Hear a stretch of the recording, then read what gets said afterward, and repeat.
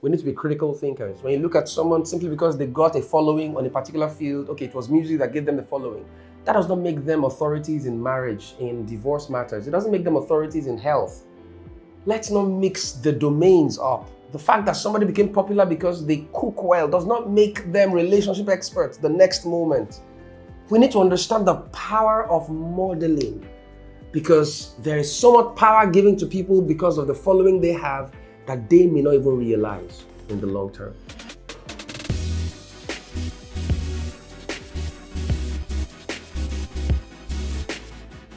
Hello everyone, my name is Dami Oguntunde and you're welcome to the Faith and Culture Podcast.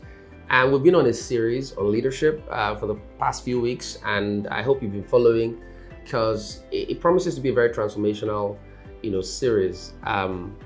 Like I said in the first installment about how impactful leadership can be and how lives are lost on the basis of leadership. Lives can be a lot better because of the kind of leader that they submitted themselves to. And so leadership is a great responsibility that nobody should take for granted. There's no casual leadership anywhere. I mean, one of the most foundational problems we have in the world today is caused by fatherlessness. And what is a father in a family? The father is the leader of the family. So leadership is so pivotal that we need to understand how it ought to be done, because not understanding it can be very, very fatal. Today, I'll be talking about the hard work of modeling. The hard work of modeling. Now, of course, when you hear modeling, the first thing that comes to mind a lot of times is, the runway and ladies and guys wearing all kinds of brilliant outfits and, modeling those outfits. But the idea of modeling in this context speaks more to an example, a reference point, someone that can be used as an example for how others should behave. Now, this is one of the most difficult things to do in the world, literally. I say this all the time, especially when I'm appreciating people that I respect a lot. I tell them that they are an example. And I consider that to be perhaps one of the highest compliments that I can give anyone, really. For someone who loves Jesus, who loves God's word, who loves God's people, I think it is so important that we recognize the power of exemplary leadership. Imagine having someone that if you follow that person, you can't get it wrong. Just think about it. That eliminates the need for you to start figuring out how to behave, how to be. Just follow this person. That's how all our teachers taught us anything, pretty much, especially mathematics. Back in secondary school, the teacher comes into the class and writes a question and then solves the problem. Now, that problem that is solved would typically require or have all the elements of any potential question that you might be required to answer. And so when the teacher solves that particular problem or that particular question exhaustively, they have inadvertently given you the template through which you must now solve the other questions that it will give to you. That is what an example is. An example is to be followed. Now, it's a lot of work. And this is why you notice in the Bible would say things like, whoever wants to be a bishop, whoever wants to be a pastor, a leader, a shepherd, there are some qualities this person must have. And this is also why the Bible would say that you honor these people, you give them double honor, not just because, they are preaching. Anybody can preach, to be very honest, really. Anybody can preach. Just give them, these days AI even preaches better than some people. Just put in, Easter message on your Twitter, on your AI model, and you'll be surprised how great a word will come out on the other hand. My point is, the reason why we honor people isn't so much because they are preaching. Of course, AI shouldn't be preaching, by the way. My point here is, it's not just because they're preaching. The reason why we honor them is because of the life that they have lived behind that message. Look at what Jesus, or look at what the Luke, the physician, said in Acts. Bible talks about the things that Jesus both began to do and to teach. That means Jesus made his life the qualification and the credibility behind his words. That's a rare thing in our world today. People don't model anymore.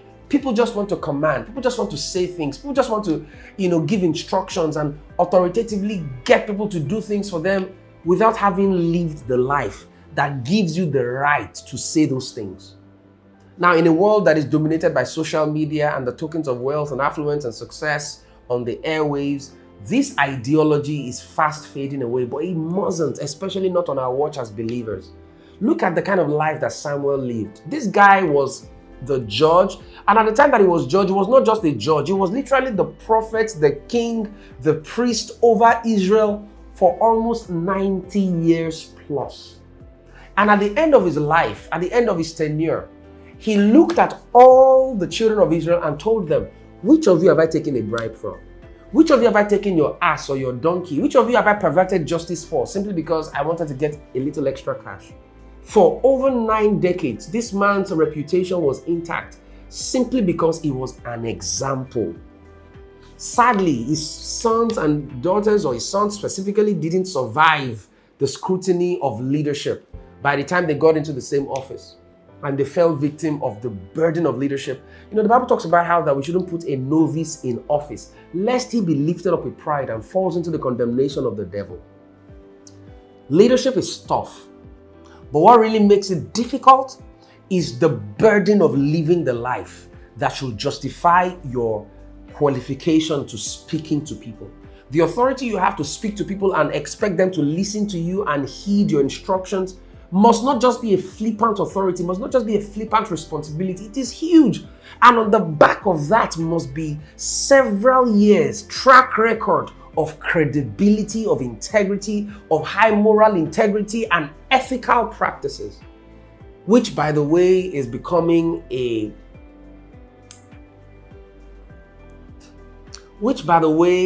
our world today is becoming a distant memory. People don't care the quality of life you live as long as you seem to be successful on social media.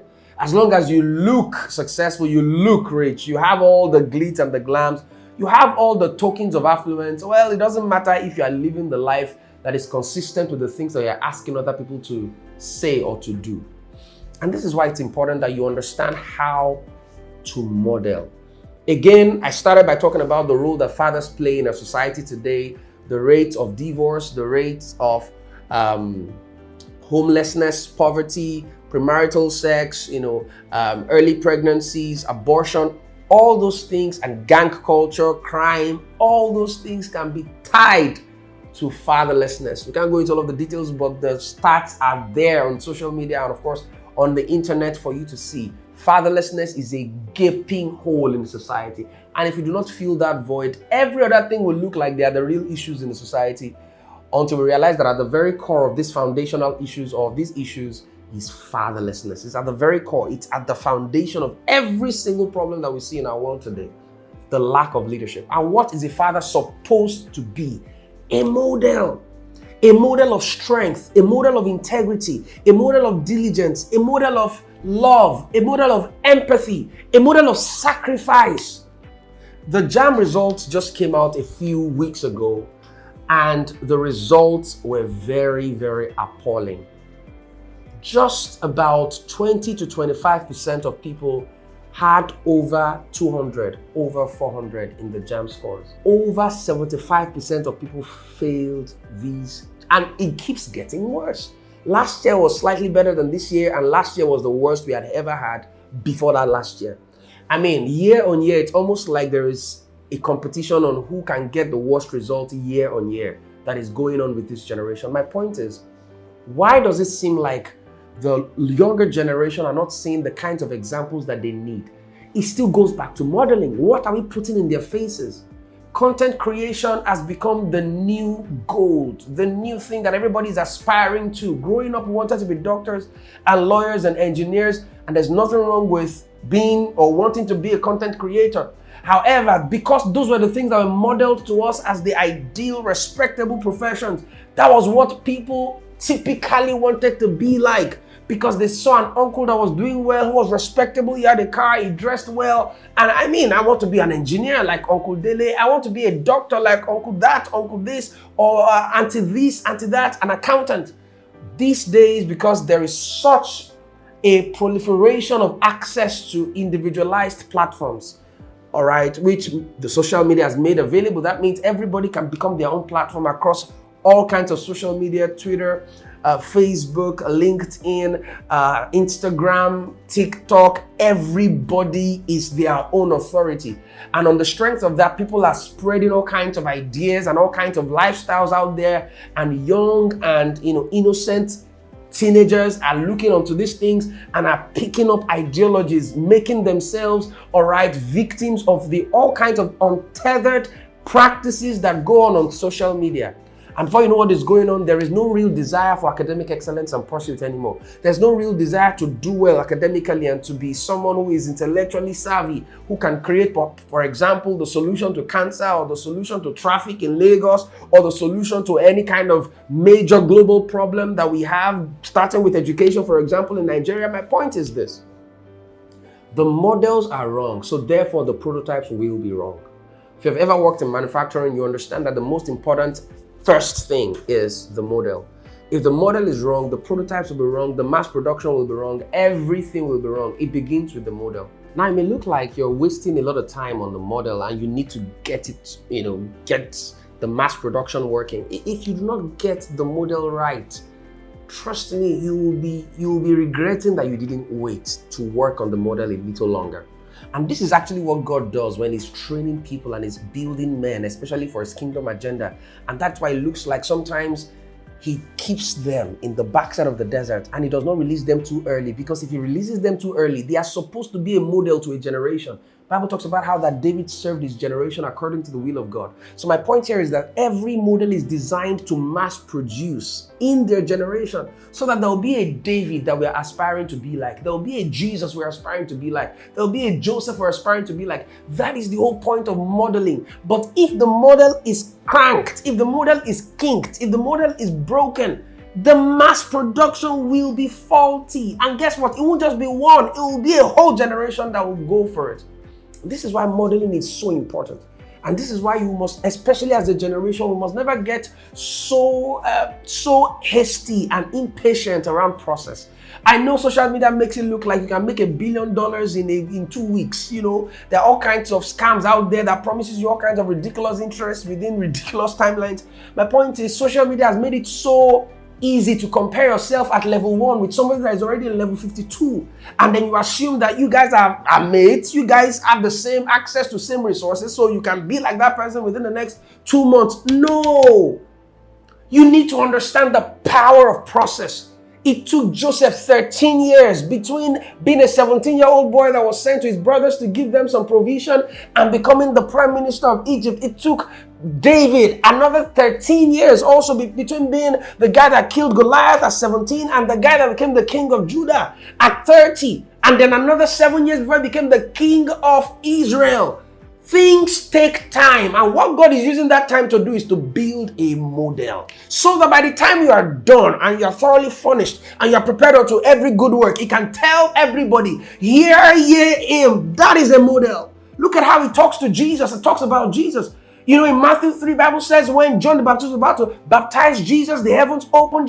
God spoke from heaven above, and a dove descended, and he said, "This is my beloved son, in whom I'm well pleased." He validated Jesus right in front of everybody that was watching, because Jesus was a model, and he still is. And for 30 years, a perfect Jesus was not allowed to heal a single gnat. He didn't heal a mosquito. He didn't do anything for 30 years. Because God was ensuring that he doesn't break the protocol of process. How come we're so eager to just jump the process, value chain, jump the process line and just be obvious, be seen, be popular, and and nothing in us quakes with fear and shudders, with trembling and anxiety that what if somebody copies what I just said? What if somebody copies what I just did? Will that person not go to hell? Will that person not be enrolling in a lifestyle that will be very destructive? This thing that I'm doing, if everybody begins to smoke like I'm smoking on social media simply because I'm a popular musician, what will be the reality and the lot of the average Nigerian? How come people are not really thinking about the implication of the modeling that they are doing? Especially those with some popularity and following on social media. We need to understand how powerful modeling is, because whatever you model, after a little while, that is the mass production you will see in the society. And what we're seeing is pointing to the fact that people no longer want to be doctors and accountants and engineers, and the most critical service provision that is required for any economy in the world, More people want to be content creators because that is pretty much all they are seeing. And if you want to be a content creator, why read your book? Why read English or math? Why get involved in science and technology? Why get involved? What's your business? Just get a camera. Just know how to act. Know how to speak in front of a camera. And you should be fine. But no, there's a lot more to this life than earning some money from some content gig. And again, this is not me berating content creators or musicians or those in the entertainment industry. By no means am I doing that. There is a place for these things, but there is a need for balance. It's almost like being in a team and all we have are strikers. There are no midfielders, there are no defenders, just strikers. That's not a team. That's not a team. Clearly, you won't even call that a team because it's not balanced. We need a balanced economy. We need a balanced nation. We need a balanced organization. We need a balanced church. A church that does not just crank out and produce people who are weaklings, who are weak in their mindset. We need to build a stronger generation, spiritually, mentally, and physically. And the only way we can do that is by modeling the right examples in front of them. We need to be critical thinkers. When you look at someone simply because they got a following on a particular field, okay, it was music that gave them the following. That does not make them authorities in marriage, in divorce matters. It doesn't make them authorities in health. Let's not mix the domains up. The fact that somebody became popular because they cook well does not make them relationship experts the next moment. We need to understand the power of modeling, because there is so much power given to people because of the following they have that they may not even realize in the long term. And so as a leader, you must pay attention to what is being modeled. Why do you think God did not allow Moses enter into the promised land? If anybody deserved to enter into the promised land, it was Moses. He was the meekest man on the face of the earth, according to Numbers chapter 12. How come he suddenly was not qualified to enter into the promised land? Because he modeled an attitude that God would not want to endorse. He never wanted it to be that people would say, Shebi Moses did it and he went scot-free. And because of that, there'll be an outbreak of dishonor in the entire land. So God said, I must punish you. And if I punish you, that will dissuade everybody else. And they know that if God punished Moses for this, nobody will go scot-free for dishonor in the land. Bible says God spoke to Moses and said, you have not hallowed me in the presence of the children of Israel. You did not respect me. You did not honor me. Before Moses would go cry unto God and say, have mercy on your people, he would intercede on their behalf. But this time he had gotten it up to here. They got him frustrated. He was angry, he was upset, he was annoyed. He went to God and he said, God, just give these people, give them. And then God told him, you know what, strike or speak to the rock. Then he goes out, then he strikes the rock twice. But by the way, that rock is Jesus Christ. So he strikes the rock twice. And then the words he said was even what got my attention. He said, must we give you water? Must we? First time Moses is introducing himself as the one who is supplying the needs of the children of Israel. He was already now equating himself with God. Was he really the one producing water for the children of Israel? Was it not God after all? Was it really his rod? Was it really him and his spirituality? It was God all along, but now he said, must we? You are now the Godhead now. So must we? He had gotten proud and arrogant and he acted very dishonorably. And then God ensured that he was punished and said, of course, you will not go to hell. I'll get your body sorted, but you will not enter that promised land. Everybody must recognize that this kind of attitude will not be endorsed in the land. And that was exactly what God did because of the power of modeling. Whatever you model is what you will replicate. If we do not model discipline and diligence and authenticity and moral, rectitude and strength of character to the next generation and a strength in our conscience, if we don't model these things to the next generation, why are we surprised that they are not exemplifying it? Why are we surprised by that? All right, so this is a clarion call to anyone out there. You're a leader yourself. Don't say, oh, he's talking to some other older folks. He's talking to some other person. I'm talking to you. You need to become the right model. And I'll end with this. Think about it. Every time you're about to do something or say something, think about this. If everybody in the world does exactly what I just did, if everybody in the world says exactly what I just said, what kind of world will we produce? That should give you a sense of responsibility. Because imagine whatever you're doing is copied and pasted across multiple systems. That's exactly what modeling is like. It's powerful. All I needed to edit in my book was my manuscript. I didn't need to edit all the copies that was going to be produced. It was just the manuscript I needed to edit. I needed to get it right. Whatever mistake went into that first one was going to go into all the other copies that were produced. If I didn't do the right work with the manuscript, the entire books will be corrupted. So I appeal to you again. You are supposed to be a model like David was, like Jesus was, like Joseph was. These are our models. And our ultimate model is Jesus Christ. Paul said, follow me as I follow Christ, because he knew the power of modeling. If God will begin to see more models, more disciples who can evangelize, who can witness, who can become examples to the next generation, I tell you the truth, Nigeria, Africa, and the world as a whole will be turned right side up in a jiffy, in a short period of time. And that's exactly what I'm hoping that this particular conversation will begin in your heart. I hope you found this useful, refreshing, and insightful. All right, see you in the next episode. God bless your heart. Cheers.